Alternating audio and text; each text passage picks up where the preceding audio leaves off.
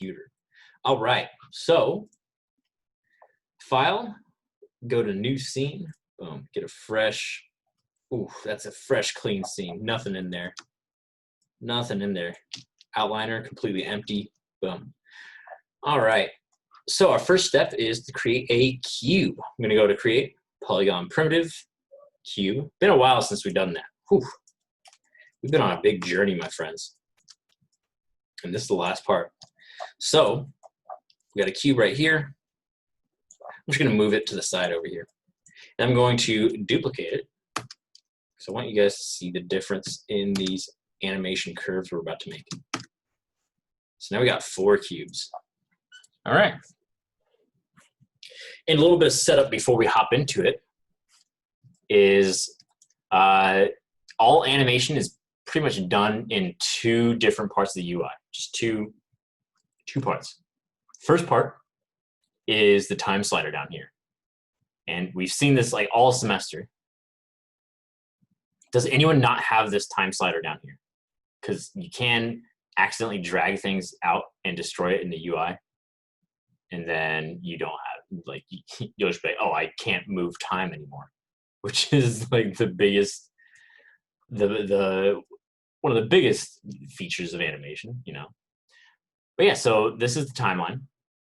And you can see that I'm starting at frame 1, and it goes to frame 120. You can see down there in that small little numbers.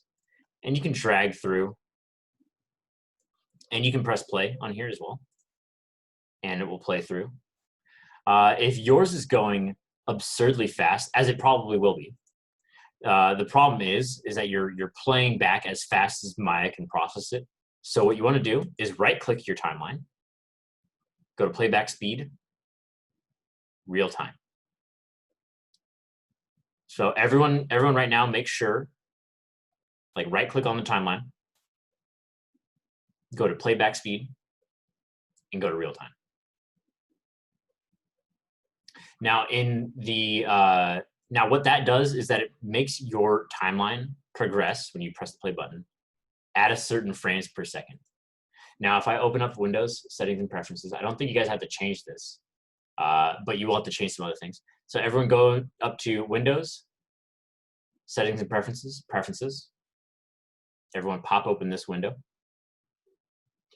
If your timeline's still going really fast, you might be in a super high FPS, just frames per second.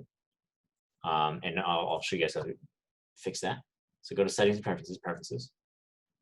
And do me a favor, check the, where is it? Time slider. Make sure that you're on 24 FPS. So 24 FPS, if you don't know, that's the frames per second that every Hollywood movie runs at. So any movie that you've seen is at 24 FPS. Some aren't, actually.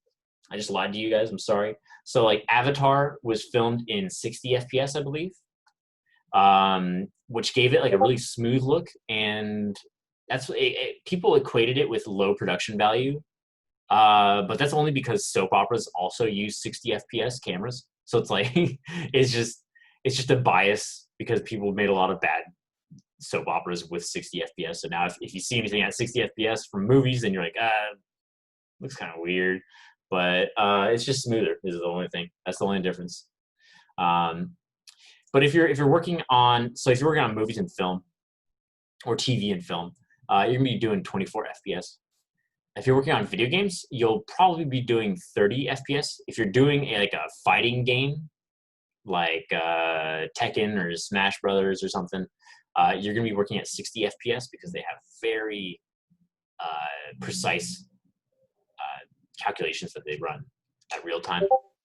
So it depends on what project you're doing, but everyone here is going to be doing 24 FPS. And also, while we're here, please change key tick size to 5x. It's going to make working with the time slider a lot easier and a lot more readable.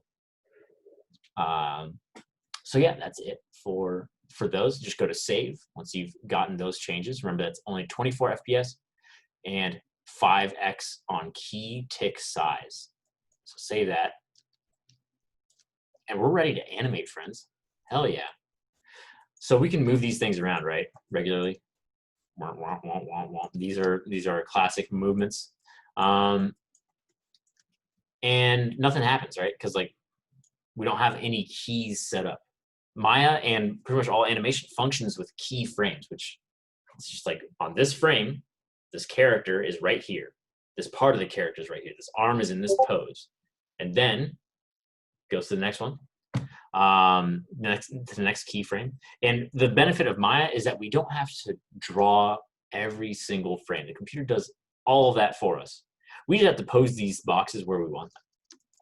So what I'm going to do is I'm going to grab this first box and I'm going to press S. We did a little bit of keying in the rigging section because it makes it easier to preview like how an arm deforms when you're moving it around. But to just set a regular key, you press S. You'll see on your bar down here that it has a red mark on it now. So you've set key. And then if you're confused as to whether or not you have a key on something, you can always see up in your channel box that if it's in this light red, that means that you have a key on that object, but not on that frame. See when I scroll over to, wait, let me sneeze. Let me sneeze. Ooh, that's spicy. All right. So if you, like, you can see on all my channels, they have that like kind of pink highlight there. Thank you, Jennifer. But when I scroll over to that first frame where I set the key, you can see that they get that dark red highlight. If I don't have a key on anything, boom, just the regular channels. And so I'm going to go back. I'm going to set a key on that. And then I'm going to change my time slider in general, because this is 200 frames. We don't need 200 frames. Let's crank it down to something like 48. Let's do 48. And you see what I just did there? In order to kind of shorten the length of the scene, I can just drag this box to 48. And notice how it corresponds with this interior number, right? Like this time slider down here has 2 numbers on this side, 2 numbers on this side. What those numbers mean is that this last number is the entire scene length. Like this is the very last frame of the scene. And this number is the first frame of the scene. And this slider in the middle, you can drag the darker gray, and you'll see that it's just a small section of your scene. What we use this for is because if you're working on a cinematic that has 4,000 frames in the shot, then you'd have a giant number like 4,000 in here, boom. And then you're working on like maybe dialogue in just a 30 frame span, like 1 second of dialogue. So you dial into that and control that slider, because you can see that you get more keys there.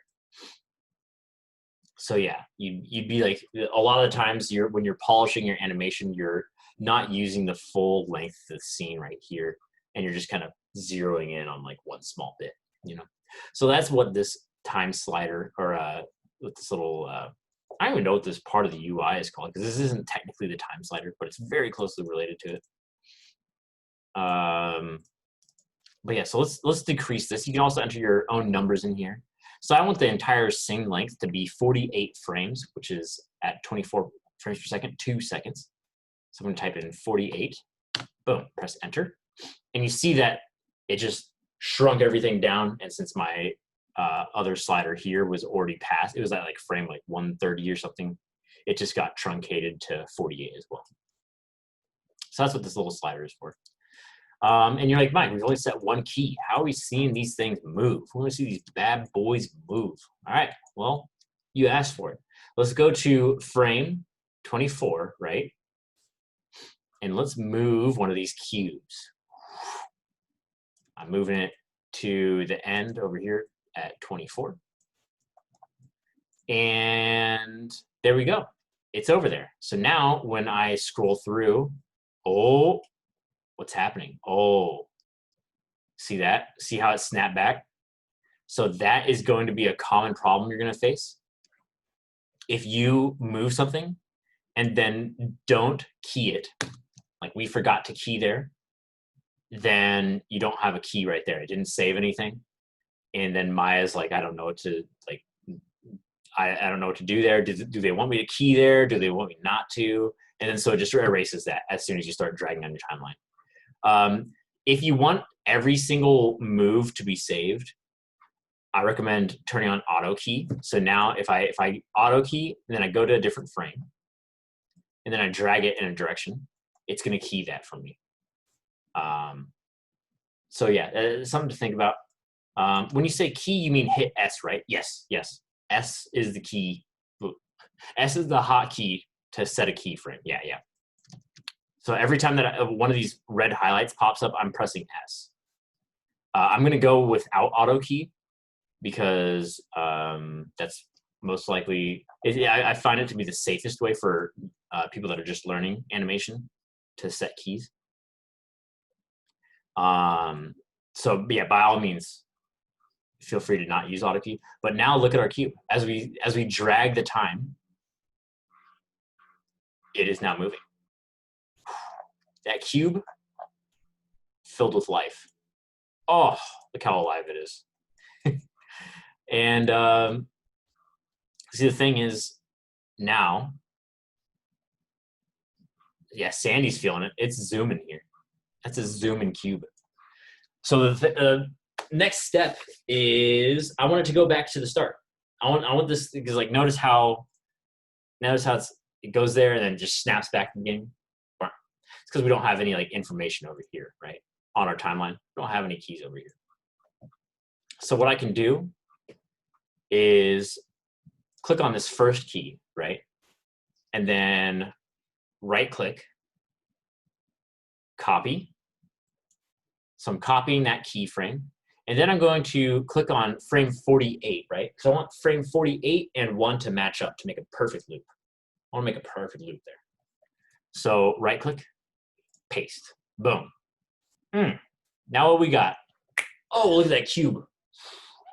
That cube, it's just dancing for us right here. You see that? You see that, guys? So that's the basics of animation. You could potentially animate an entire scene, not knowing much more than that. To change the timing on here, you can shift click this and then drag it. So you can shift left click, drag on this timeline, or you can just shift left click one frame individual. And you can move this around to time it out. And since I moved that middle frame closer on that timeline, boom, it goes out there fast. Just punches out there. And just kind of eases back. So you could potentially animate an entire scene like this. However, you're gonna run into some confusing problems at some point, probably. I'm gonna move this kind of in the middle. Let's do frame 20. And your character will be moving weird or something, and you'll be like, what's happening? I need to look at more detail. So this is where the other editor for wait a minute. Before I do that, so remember how we copied and pasted this key? Sorry, I forgot about this. You can't do Control-C, Control-V for this. Don't try to do that, because what Maya will do instead, it'll be like, oh, copy and paste. I'll try to copy your rig and then paste your rig back into the scene. So you'll get two rigs and it'll be chaos. Chaos will unfold. So whenever you're doing like stuff like altering this, always right click the key if you're working with this timeline here. If you're working with timeline keys, always right click, go to copy or paste. You can also delete. If your animation comes off of like this frame right here, like if it goes to like, I have to set up like a weird scenario for this. I have to like scale this key out. So if this key gets like, look at how it's not on the exact start of that frame, you can always right click, go into snap. Boom. And it'll snap that to one of the frames. But yeah, that's just small detail stuff. But when you're encountering visual like animation issues, we need more information to go on, right? Because we don't know what these keys mean. They're just tick marks on like on a bar, right? So that's where Windows, everyone pop open this bad boy with me. Windows Animation Editor, Graph Editor comes into play. That's where Graph Editor comes into play. Boom. And there you go. Witness beauty, my friends. Witness pure, unadulterated beauty. This is the Graph Editor. Pretty boring to look at. But this is where all animation lies, right? Like this is where all the animation is done. Like I said, you could potentially animate a scene with the time slider, but like this is where you get your pure values from. Like this is where you'll get the actual numbers. So what this means, let me translate this bad boy for you a little bit. Also, it sucks that it's so huge, you know, but whatever. It is what it is. So we have this cube sliding, right? One way, and then it goes back. One way, and then it goes back. And you can look at each individual curve here, right? And that's going to tell you information about it. So this blue, I think it's blue. It might be like a weird purple, but I'm pretty sure it's blue. This blue Z curve is dipping down. It kind of dips down and then it dips back up. So what does that mean? You know, like what does that really mean? And that means at each frame, see how I'm dragging this time slider forward. Each frame, Maya looks at this curve and is like, where do I put this object? Like, where do you have it?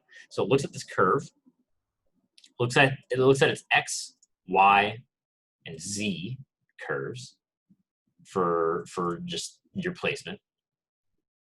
And it's like, oh, it's at, you know, almost -4. And then if you look at your channel box, you can see exactly what that value is. This channel box changes with each frame. See that?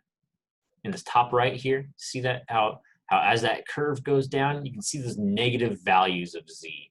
I've been talking about positive, negative Z, positive, negative X, positive, negative Y all semester. And this is when it starts becoming like big, you know, because like when you start moving along one axis, you're going to want to make sure that it is, you know. And this is where you can see all of that information. And you can see that the cube, when it moves, it has a little bit of slow in, slow out here.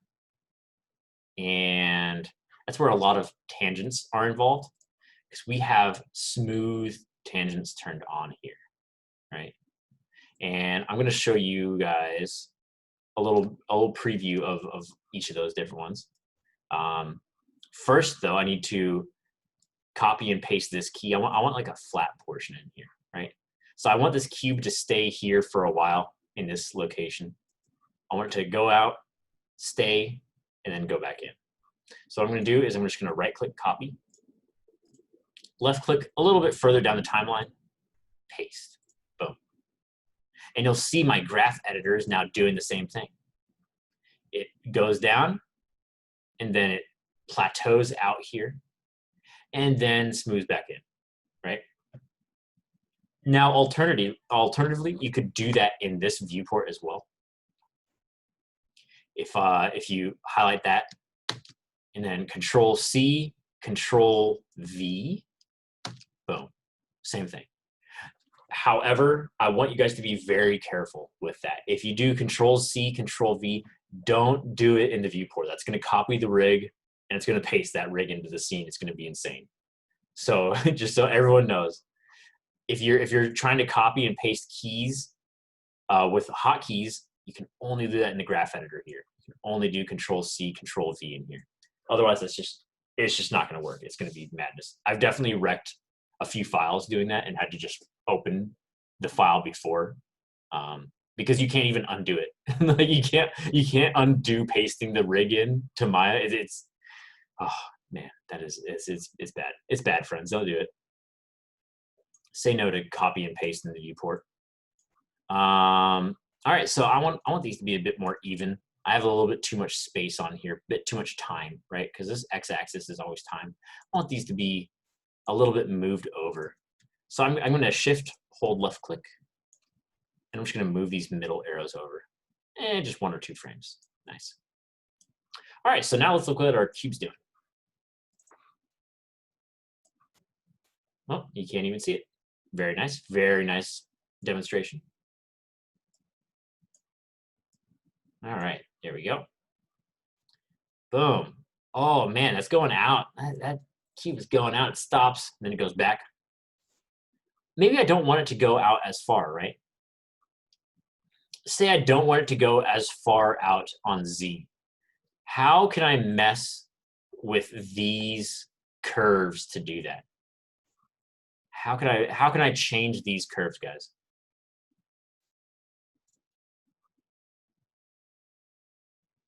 What can I change about these curves, my friends? Let me know in the chat.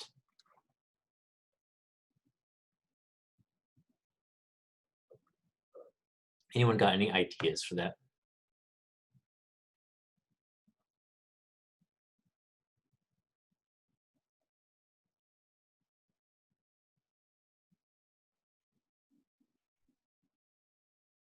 Oh no, no one's got any ideas. Guys, I know you guys can think of a way to make it not go as far. There's a few ways, in fact.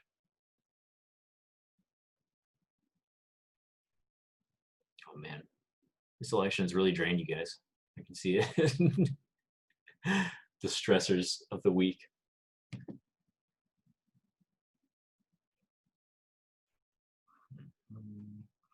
Well, all right. So, if you wanted to not go as far, we could do a few things. We could go to that key that we set, because this keyframe stores that position, right? And we could just move this forward to not as far. Boom. And then we have to press S. Don't forget to press S, right? And you can see that that altered the curve in this viewport, in the graph editor. Now that keyframe doesn't go as far down in the negative values. And we can just move this up, and I just left click dragged over it to select it, and then I'm pressing W, our move tool, and then I'm middle click dragging upward. And you can see, boom, right there. So now it doesn't go as far. Alternatively, if you wanted to change both of those bad boys, you can just drag over both of them. W, left click, and middle mouse drag that over there. I just highlighted those, and then W to move, middle mouse to drag those. See, that it moves. All right, very nice. That is very nice. All right, so now I want to show you guys a little bit about these curves. Something a little bit more detailed about these curves. So if I go in and I shift highlight all of these, and then I right click delete, now that cube doesn't move anymore. I have no keys on there. Instead, what I want to do is I want to key all of these bad boys. So I'm going to press S at the start to set a key. And then I'm going to drag to 20, frame 20, and I'm going to key right there. So now all of our cubes, boom, moving as one. Moving as one. And then I'm going to set another key. I could just right click copy this key, paste it right here, because I want it to be in that same position. And then I'm going to do the same for the first key. I'm going to copy that first key, paste it at the end. That way the first and the final frame are the exact same.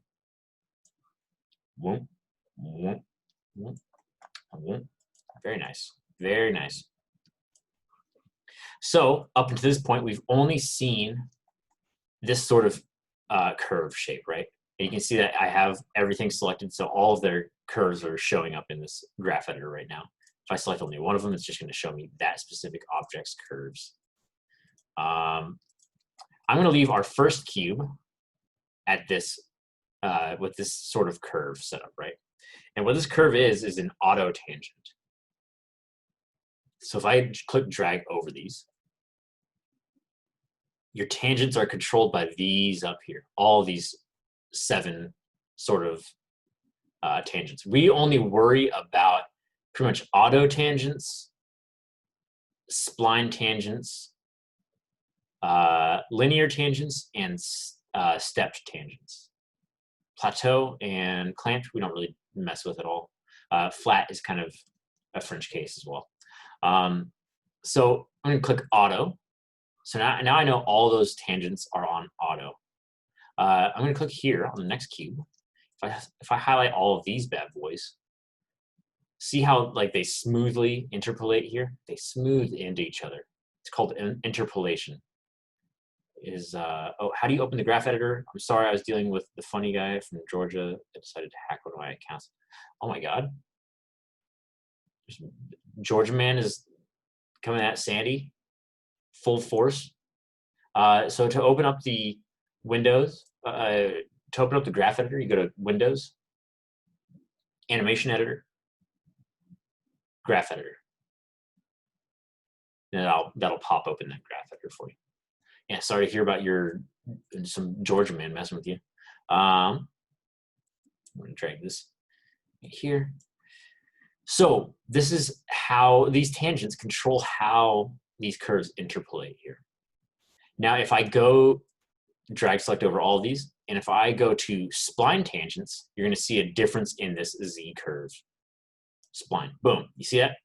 Now, these tangents right here, these are the actual tangents themselves, are kind of pointing along where that curve is going, and that's how it's smoothing into each other.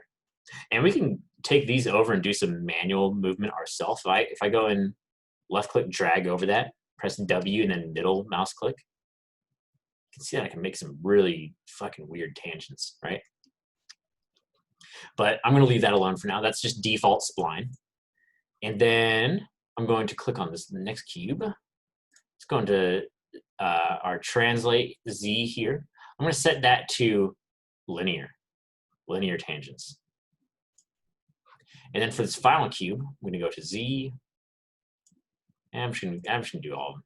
I'm going to do stepped tangents. Boom. So now these cubes are all going to go forward on Z to that final frame right there. And that final frame is on 20. So with those different tangents, we can see exactly how they behave. Look at all of them. Look at all of them overlapping right there. So let's look at them. See that? See that, guys?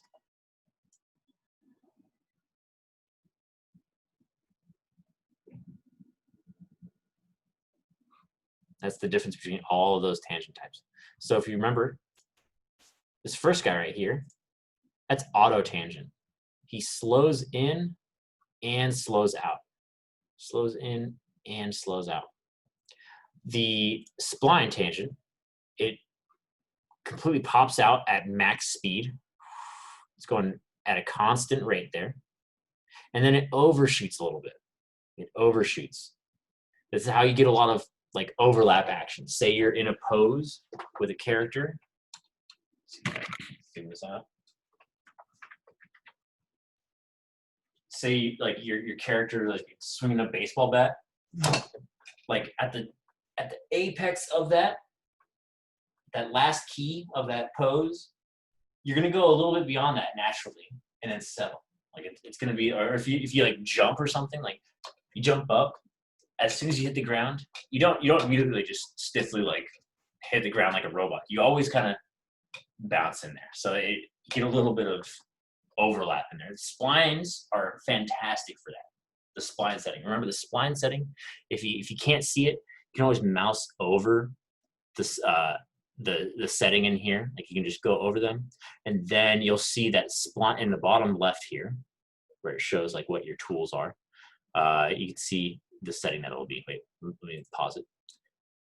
You can see that spline, auto, clamped, linear. So that's what spline's for. Please become familiar with these tangent types. Linear is very robotic. Look at linear. See how it just one-to-one goes from that first key to the next. And if we look at its graph, boom, the tangents are doing the exact same thing. They just go straight out into that stop, and then it goes straight into the other one. So linear tangents aren't great for a lot of organic movement, which is mostly what we're going to be doing. So keep that in mind. You're probably not going to be using linear tangents unless you're animating some sort of robot, but no one in here is really.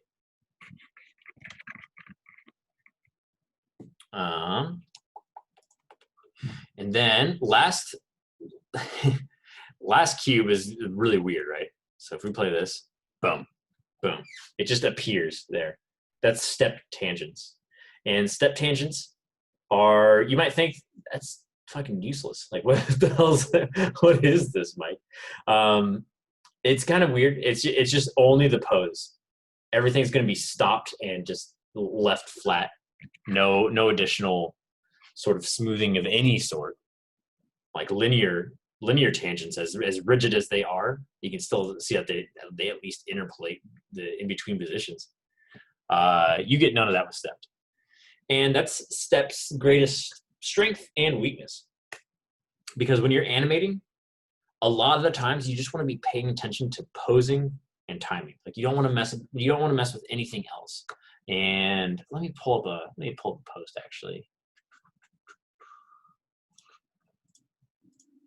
Shoot.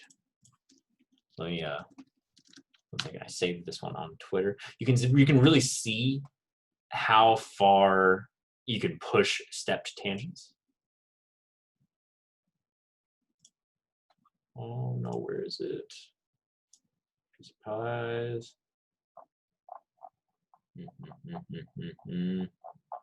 Sorry guys, give me a second. Yes, here it is. Oh my God. This is, let me pull this over here.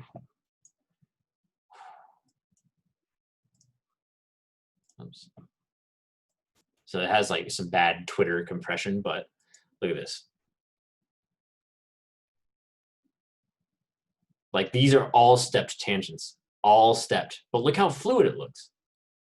Look how fluid it looks. Let me send you the link to, if it's a bad frame rate there, let me just send you the link on straight to Twitter. Like that's how far you can push your stepped tangents. And a lot of times people use these to get like this shows all the timing, and you can get a good preview of like the arcs. Like look at the arc of him swinging on that, right? Like he's solving all the animation problems here, and you all the posing is so clear that on first view you know exactly what it's saying. You know exactly what's happening with this character, and that's where a lot of the strength of step tangents is. Like you can just do this. If you remember Spider-Man Into the Spider-Verse, to capture that more comic book style of movement, they use like a lower frame per second. Like they use like a lower like a lower sampling rate. I think it might have been down to 12 or 8 sometimes. 8 frames per second, and the characters would be moving in space and still have that sort of stepped tangent look to kind of get that feel of like turning another page and like looking at it like that, you know, one page at a time for one pose. It is super effective, super gorgeous. If you haven't seen Spider-Man Into the Spider-Verse, please do yourself like a fucking favor. That movie is amazing. That movie kicks so much ass. Just artistically, like it's just such an achievement. Super excited for the next one. Don't know when it's coming, but probably is. But yeah, right now, boom. Those are the different tangents for each of those bad boys, and that's where all the animation lies. Jennifer says best animated movie. I'm like, best animated movie is that's a big call out, but it might be right. It might be right. It is such a fucking good film. Holy shit. Oh, I'm getting tingles just thinking about it, guys. Damn. Well, oh man. Sorry, I'm just geeking out over animation right now. But yeah, so that's the basics of like tangents and setting keys in here and copying them and pasting them. That's like pretty much the very this is like the basics of animation. But like the thing is that that's all you kind of need to know. It's going to take a lot of like getting used to what the graph editor means. But for the most part, you're going to like animation just comes down to you observing the movement of like whatever you're animating and trying to match that or trying to get that to look more realistic or push it beyond, you know. One last little detail for these tangents though is that when you drag over them, you can see them highlighted, and you can see that these are kind of pulling together, and it's locked into whatever highlighted tangent mode that you have set. And you can set these individually as well. So it's like this is linear, but then this is a spline. So you get like a really weird result in that movement. The Emoji Movie walked so Spider-Verse can run.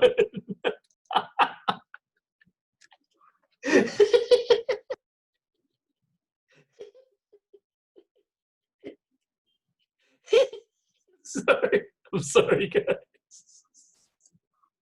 That's the funniest thing I heard all day.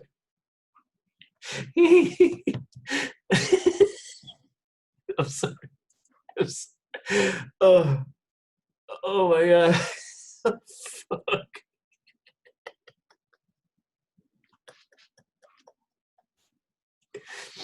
Oh man. Oh, thank you. Thank you for that, Keith. That was very that was very oh man. All right. Oh. Okay. Oh. All right, let's keep it together. Let's keep it together, guys. All right. So back to tangents. It's not as entertaining as that, but the last detail about these tangents is that if you're doing like very specific stuff, you can break those tangents. You can just separate those tangents out. Like look how they're connected right here, right? Whenever I move the other one, it moves the other one. You can just straight up be like, I want these tangents to do what I want them to do. So you go into break tangents up here. This is unify. This is break tangents right there. They become dotted, and you can just do whatever with them now. So now I'm going to do a little bit of a bounce right there. Let's do the same with this bad boy. This is gonna go to that end pose, and it's gonna bounce back and into that end pose again. It's gonna look weird. Boom. You see that? Boom. Boom. Oh yeah. I'm sorry, everyone. The animator in me is gonna come out during this section of the class, and I will be making noises to everything. Like literally, when you're presenting your animation to other animators, a lot of the time they'll just be like, right now your character kind of goes like boom, boom, but it should go boom, boom, boom, like you'll just get audio notes. You'll just get straight up audio notes, and that's just how our brains kind of think. Like because we're like thinking about timing, and timing is very audio as well. Feel like the sound timing helps exactly, right? Because like it's something that's like kind of in our brains, you know, like we know like what we want to feel in terms of timing. So a lot of times, like it's just easiest to communicate that with sound. So I'm going to be doing that a lot. It's probably going to be annoying, but that's how that's how I am, I guess. That's how a lot of animators are as well. But so that's just tangents, setting keys, and time slider stuff. Anyone have any questions on that sort of part? There's like the thing that's most abstract is the graph editor, but as you get used to it, and as you see your animation come together, it'll make a lot more sense. kind of everything, but I'll try to figure it out first. Okay, okay. I like that because you're self-reliant, but please, I'm here for any information you need. As long as Sandy, do you know how to sort of set keys and move them around in the time slider? At least, do you got that? Yeah, yeah. The as long as you have that and you keep your graph editor open and like pay attention to what's going on in that graph editor, it's gonna come together a lot better. Okay, so that's it. Anyone else have any other questions before I move on? Yeah, same. Tangents are a little confusing, but it's a learning process. Yeah, yeah. Basically tangents, when I'm like looking at a scene, say if you were like animating a ballerina and then they do like a pirouette, you want that pirouette to be really smooth, right? In its rotation. That's got to be that's a precise movement, right? So when you're rotating that character, you want that curve to be smooth as well. So the graph editor, like if you're looking at that pirouette and it's not clean, that means that somewhere in the graph editor, you'll probably see something crooked like this. It's not going to be as bad, but you'll see something that's just a little bit off. And then you can just change that tangent to like unify auto tangents or like spline to get a better result. So that's when we use the graph editor. And I know that's just words that I'm saying. I didn't actually show you that before your eyes, but as we need to start animating in order to see those sort of problems. So without further ado, let's bounce some balls, class. Let's get those balls bouncing. So what I'm going to do is just delete these cubes. No one cares about cubes anymore. Boom. Actually, before we do that, let me show you guys one more video. It's just a good refresher for the animation principles. Oh man, did I close it? Am I that dumb?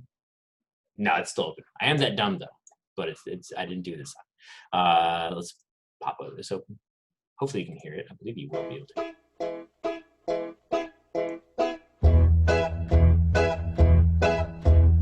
The following has been paraphrased from The Illusion of Life by Frank Thomas and Ollie Johnston. Squash and stretch. This action gives the illusion of weight and volume to a character as it moves. Anticipation. Prepares the audience for a major action the character is about to perform. Each major action is preceded with specific moves that anticipate for the audience what is about to happen. Staging. It's the presentation of an idea so that it is clear. Straight ahead and pose to pose. Pose to pose is charted with key drawings done at intervals throughout the scene.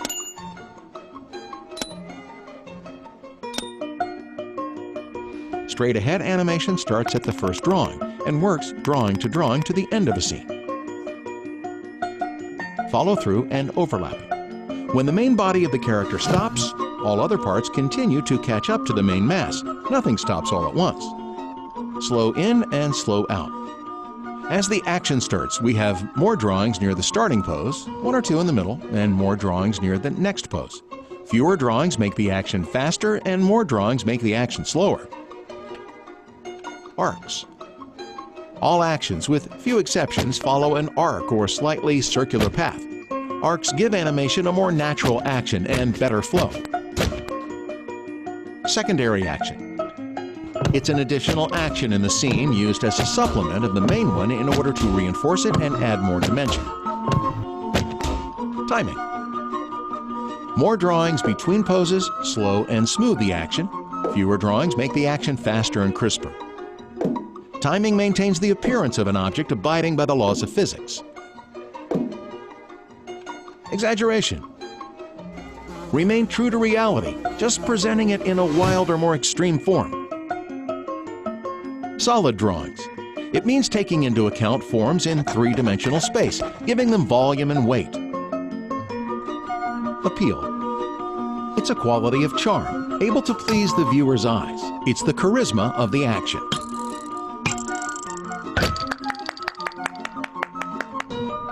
Boom.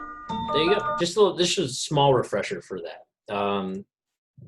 just what each of the principles are, because I don't know when you guys went through animation 1 or animation 2 or when you've been doing that, but just in case it's been a while, in case you're feeling rusty, and you can see a lot of those.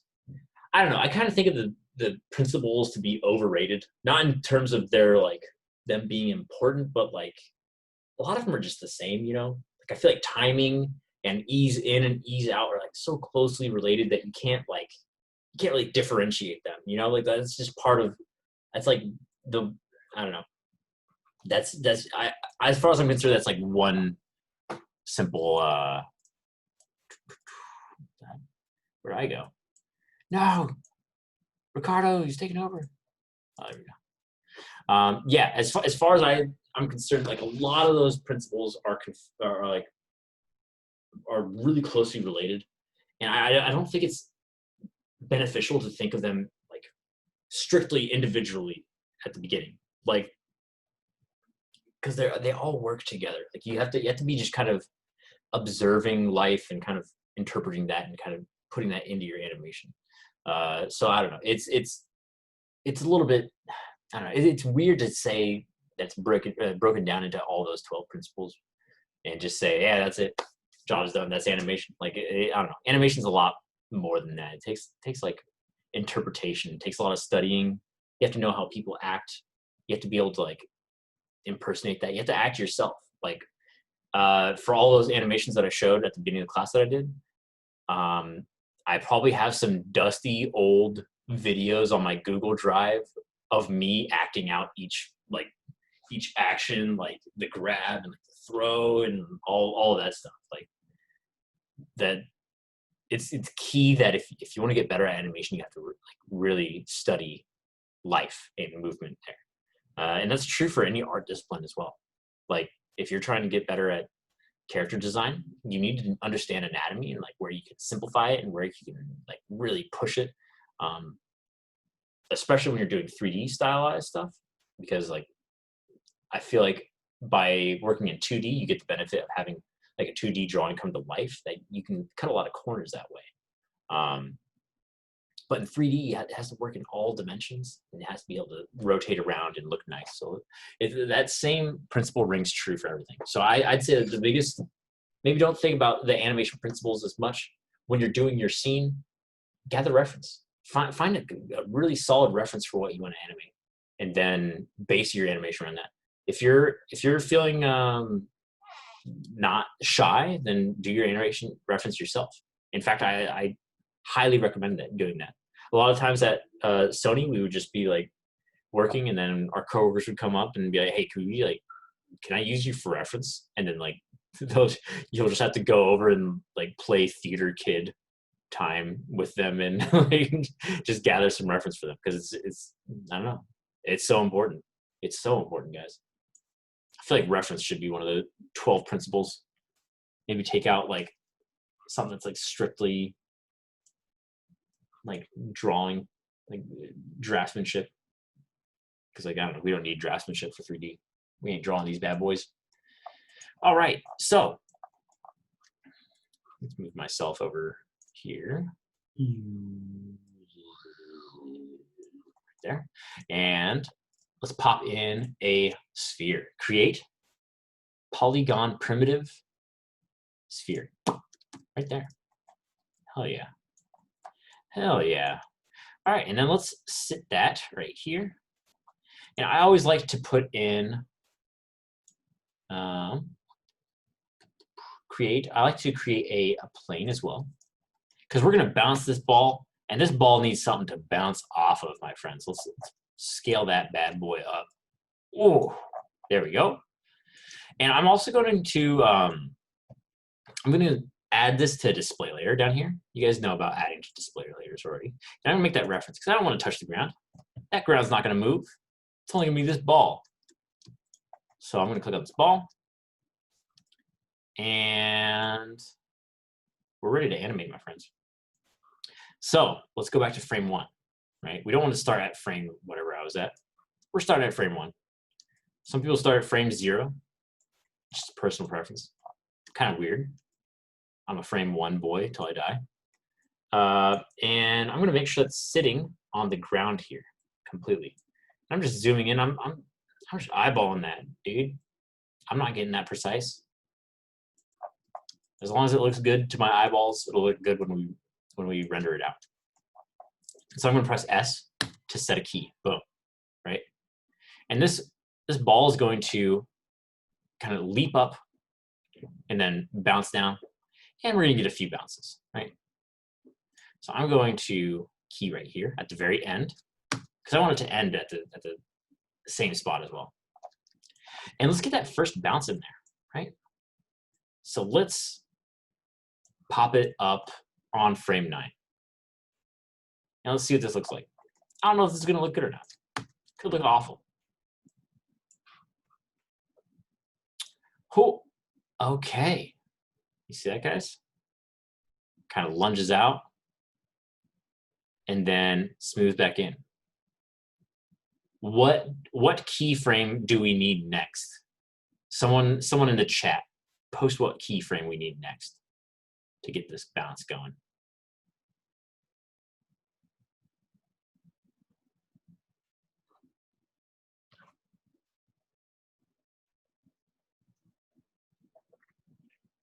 We got the starting point. We got the top of the arc. What else do we need?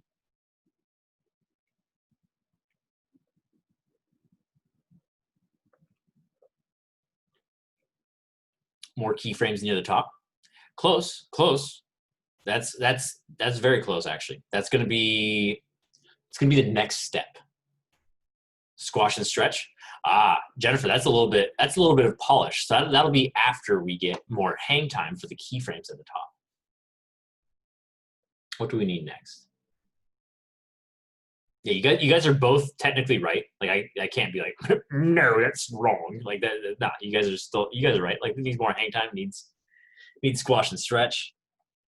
But what we need is a key for it to land, right? So if we go here and drag this bad boy down, we get another key at the bottom. So now we can start to see what that first bounce looks like. Whoop, whoop. Yeah, see that? What else does this need? What else does this need now? Ricardo has already answered it. It needs more frames at the top. More frames at the top, right? So we could go in and we could add some frames here, right? We could add frames up there. And I'm just dragging it up at like this middle point here, right? That looks better. That looks better. But something's still weird about it, right? And that's where tangents come in. That's where tangents come in. It's not super clean yet. If we go into our translate Y, you can see what's causing the problem. And I'm just gonna copy that first and the end key right here just to make it completely one-to-one. Can anyone tell me what we need to do to this curve to get a cleaner bounce? Does anyone got an idea?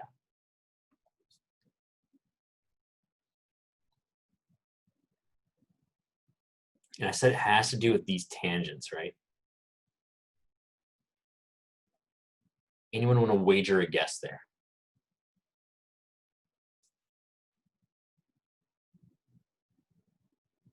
I'm not judging, guys. The rest of the class, they might be judging. I'm not going to lie. I can't speak for them. They're their own people. But I'm not judging. I just want to see y'all get into that animation mindset. So it might help if I frame by frame this. And I'm just dragging it one-to-one. So when we impact here, what's going on there? I think it'll be a bit more clear if I drag these out in time. And I drag this over in time as well.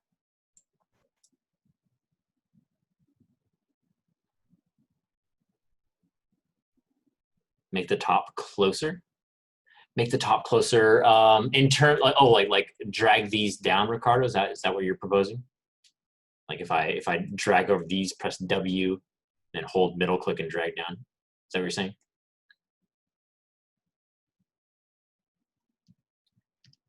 Because the problem isn't with these keys right here. It's with these little miscreants. You see them? See what they're doing? So we don't need to mess with these bad boys. These ones are our perpetrators.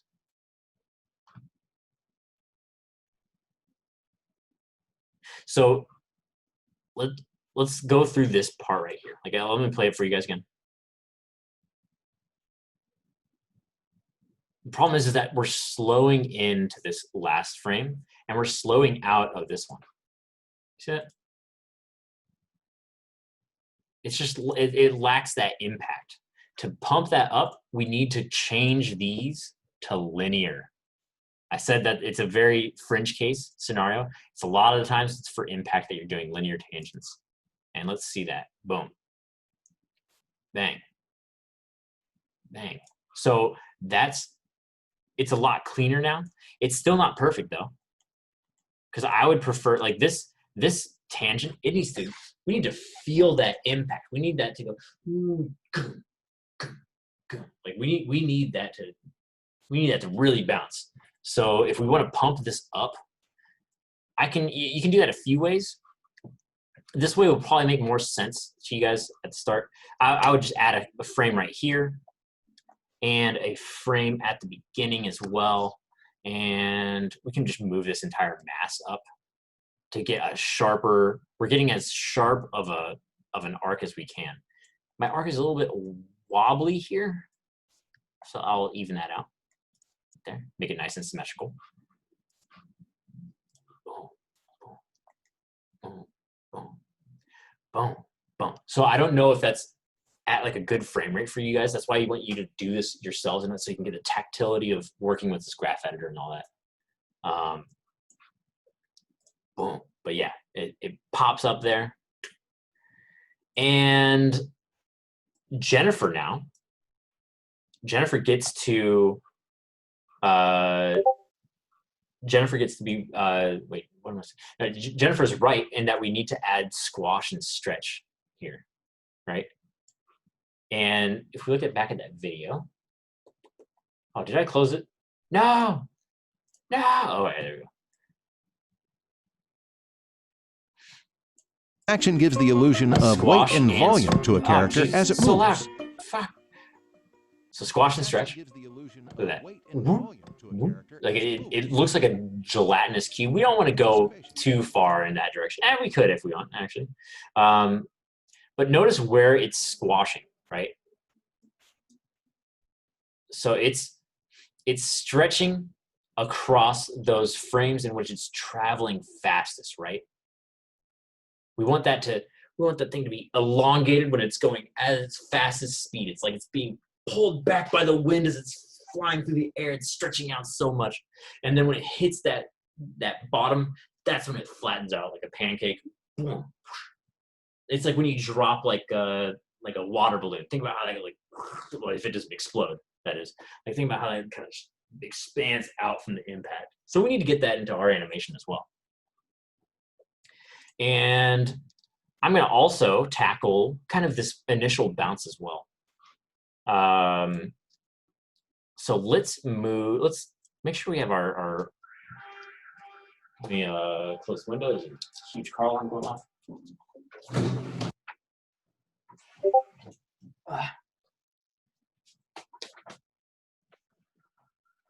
So what we need to do is we need to get those stretches in there, into this sphere. So let's go to this midpoint right here. Yeah, let's do one right here. Actually, it'd be right about here. So this is where I'm going to scale it, right? Because we've only been keying translation. In reality, we're going to be keying translation, rotation, and scale for everything. Well, actually, not scale for our rigs, but translation and rotation definitely. So here, this needs to be kind of scaled in on X and Z, doing both those at the same time. And I'm going to push that out right there. I'm going to press S to set a key. And let's see what we got there. Boom. Boom. Boom. Hard to see, hard to see. And that's because that squash, that stretch doesn't last long enough, right? So this is my stretch frame. You can see it very clearly. But then the next frame, it's just kind of like forgot, like the next key, it's kind of forgotten about. So if we go into my scale values on my graph editor, you can see where they are, right? And I want that to be at 0 scale up here, right? Or at, 111. I want it to be at its regular initial size. And so I'm just going to delete the keys that are kind of, like, because we have these keys from before, because we were just pressing S on every frame, or every keyframe. And those are kind of just pinching down the scale. Like, notice how it only starts scaling on this part of the curve, then it immediately gets reduced back down to regular. So if I delete these, it's going to even out the speed of that scale a little bit. So let's see this now. See that? Oh, yeah. Guys, if that doesn't get your animation juices flowing, I don't know what will. Let's see it. So we could go in and I'm going to copy this 111 frame for the scale. I'm going to paste it again because I want it to. I don't want it to be completely. I don't want it to ease in that much on the scale of it. I'm just going to drag that key over to the left a little bit. And if you want to be precise about dragging these with your middle mouse, I always do Shift and middle click drag. That locks it to that axis. Notice how I can't drag it up and down when I do that. It's just a quality of life type of thing. And let's see that animation now. Oh yeah. Oh yeah. Right, that's looking juicier. Now let's get the stretch on the bottom working as well. We could even copy this scale, right? I only have those scales showing up there in my graph editor right now. So if I just drag over those, copy them, and then paste them at this end one, and delete this, it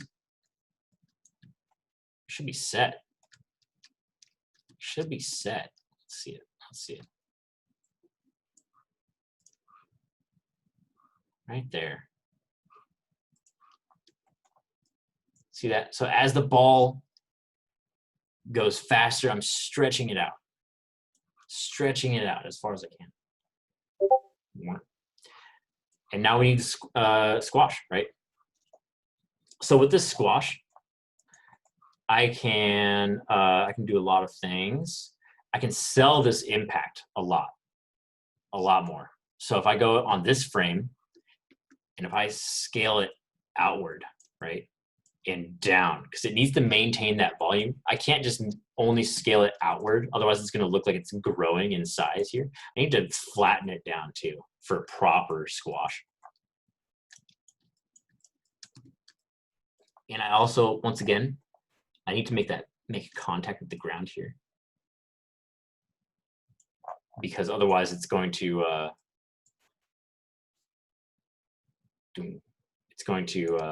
not. Oh man, see what I did there? I moved my timeline without setting the key, and then because I'm used to auto keying, so make sure you squash it out, move it down, and then press S to key it there.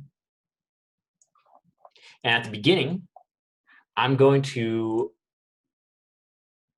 add a little bit of anticipation for this, right? Because this energy is kind of coming out of nowhere.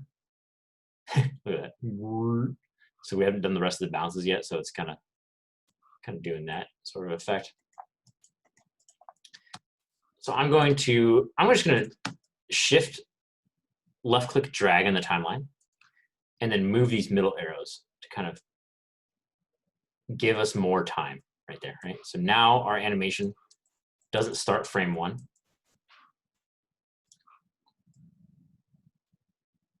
And I'm going to move this first frame all the way to the beginning. Might give us a little bit more time. A little bit more. See how it's starting to like stretch out of there slowly? It's because we moved that first key. You can see in the graph editor, it's kind of interpolating out. What we need is to lock this down. I'm going to copy this key.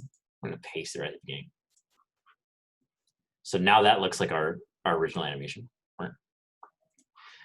But let's try adding a squash at the beginning to make it kind of feel like it's jumping a little bit, right? Let's just do that.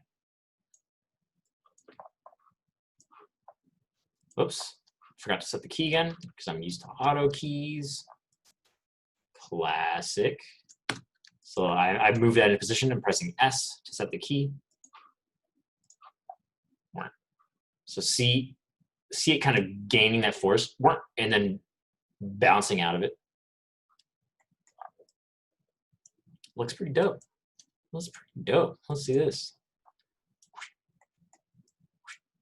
Ricardo Sanchez. I did it! Hell yeah. Round of applause for Ricardo. That's what I like to hear. Yeah, but so that's what's going on with that ball right there.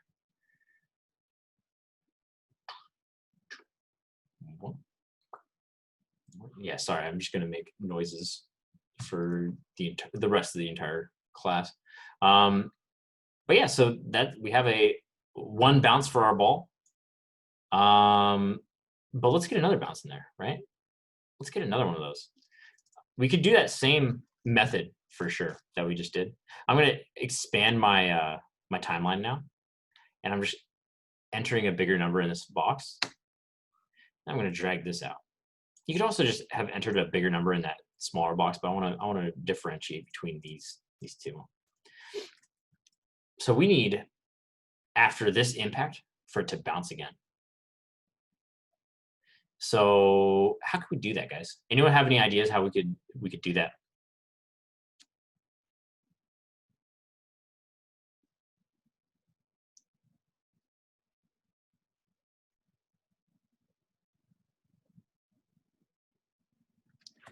Any ideas for getting a bounce? Because we already have one bounce in here. Any ideas how we could get another one?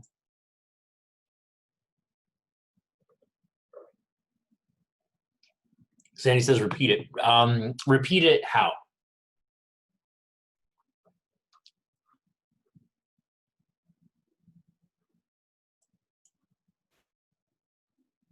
Ah, Kristen's got it.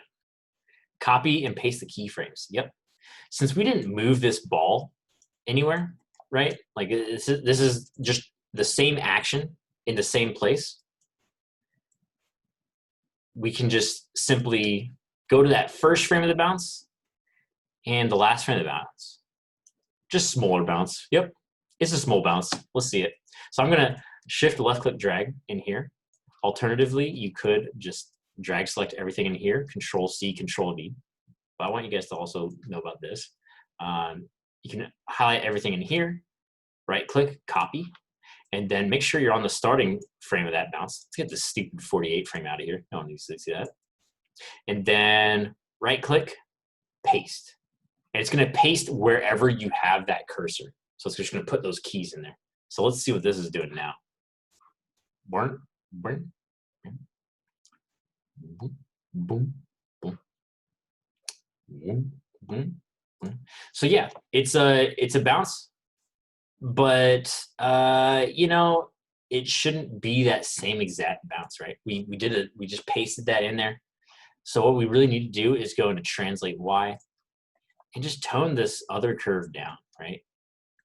And you can do this key by key by just going in, dragging this down with, I'm pressing, remember, W, and I'm holding Shift to lock it on the axis, and then middle click dragging. Just doing that, and you can do it one by one with all of these in here. Let's make it go to half the height of the first one. You can do that. Definitely possible. Definitely possible. And then let's see what that's looking like now. So it works, right? But there's a faster way to do that. if I just instead highlight this whole curve right here, like the up arc, right? Because we're only messing with the up of this. If I go into, if I scale, because we were in move mode and then shift click dragging. If I go into scale with R and then shift middle mouse click drag, it scales all those at once. Boom. Simple. Simple, right? Same can be done with, because now it's stretching a bit too much. Because the ball's not moving as fast. It's just a smaller bounce, like Sandy said. It's just small. So we can go into these. Oops. I just deleted all of my zoom controls, but that's fine. We can just go into here and tone these down as well.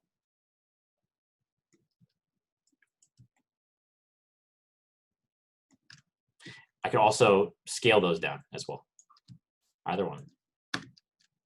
I scale and then middle mouse click drag to that middle value just to make sure. And then we can make it not squash as much. But yeah, so some of those will need extra handling, like this squash is too much for that light of an impact. Let's just scale that down to like half, yeah. And scale it up a little bit in this to conserve volume. So let's see how that looks. One, bring, bring. One, bring, bring. So one last problem, guys. One last problem is timing here, right? Because I just copied that and then scaled down the Y. So the full time of that first bounce, like that first arc, that's the same right now as the second bounce. So the second bounce, taking the same amount of time. That's not right, right? Because we didn't go as high in the air. It should take less time for that bounce to finish. Like, so we can count those frames on the Y translation. If I go frame by frame, we have 1, 2, 3, 4, 5, 6, 7, 8, 9, 10, 11, 12, 13, 15, 16, 17, 18, 19, 20. 20 frames for that bounce. And look, the next bounce is the same length. So what we need to do is change the overall time for that, right? And that's going to be important for when you're messing around with characters that are doing actions. Like sometimes your scene will go on for too long and you'll need to retime it, right? And retiming is honestly a pretty annoying, but it's not too bad. So what we need to do is select our object, and we could do it a few ways. We could select all the keys in here, and then in our scale mode, shift middle mouse click drag in to make those keys smaller like that. You see them on the timeline, they're shrinking down. We can also just select them on the timeline. I prefer doing retiming stuff on the time slider itself. So I'm gonna start from that last frame, boom, and drag it to that first frame. So now I have this highlighted, right? That whole bounce. And I'm just gonna compress that. Well, let's do 4 frames. Let's see if we can get 4 frames out of it. Yeah, hell yeah, guys. You see that? Right there. That's the soul of animation. And since these keys are now like all off, they're not completely on the middle of each tick mark. So we need to fix that. That's the pain with retiming things, is that when we do this next step, it might not work. But we can always fix it, you know. But we'll highlight this, press right click, then snap. And it's gonna snap those keys as best it can to the closest key right there. In our case, it worked. Sometimes you'll have multiple keys in the same spot, and then they'll try to like compress onto each other, and that's when you run into issues. It'll give you a little warning down here though that says like multiple keys on one frame. And you'll just have to go into your graph editor and be like, all right, what can I move? What can I delete around here to kind of clean it up? But yeah, so then, boom, boom, boom, boom, boom. So one last detail, I can see just visually that my translate Y curve is not very clean. It like comes up into this like weird bulbous shape. I need this to just be a clean arc.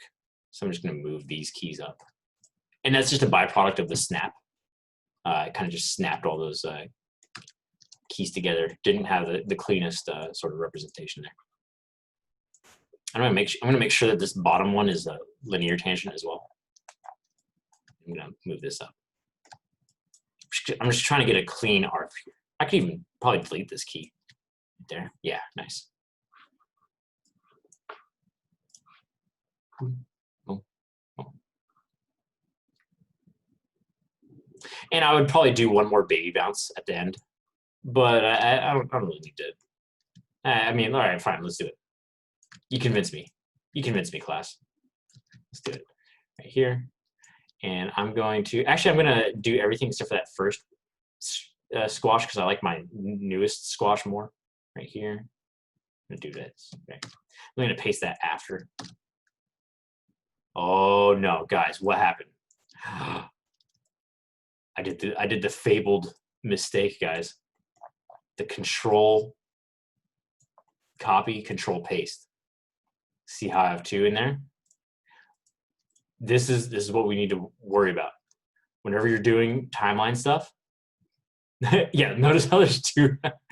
Whenever you're doing timeline stuff, always make sure that you're right click, copy, pasting. And when you're doing graph editor, that's when you can do the hotkeys for it. But yeah, no, I'm just showing you guys that. So if we go in, and I'm going to mess with these, right click, copy, then right click, paste. And then let's do the same steps that we did before. I'm going to scale these. I'm just going to press R, shift middle click, drag, get a really tiny bounce here. Then we have to retime it now to make it shorter. So we're just going to shift click, drag these. I'm going to snap this incrementally. I'm going to do this another time. Boom. All right, now let's check out that Y curve. It's not looking too great because I need to move this over to one frame. Actually, it's like in the middle, so it's unfortunate that it's not like evenly spaced on both sides because it's an odd number of frames. But boom, boom, boom. So yeah, this is looking pretty good now. The only thing is that like this squash is out of control. I need to tone this way down. Tone that way down. And key that. And tone this one down as well. In fact, we're going to bring that down to almost 0 or almost 1. Move it up a little bit. And then we're going to copy the original frame.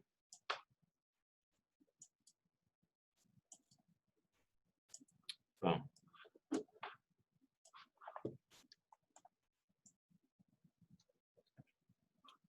So it's still, sorry, I forgot to see, I'm so used to auto keying that it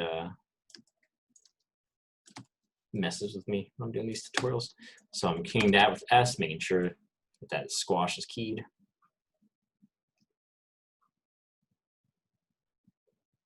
Boom.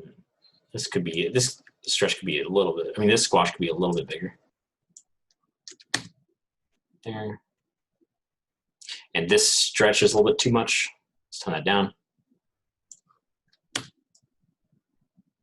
Same here. Boom. And that is one bouncy ball, my friends. One bouncy ball indeed. Here we go. That's animation. That is animation, my friends. Boom, boom, boom. Hell yeah.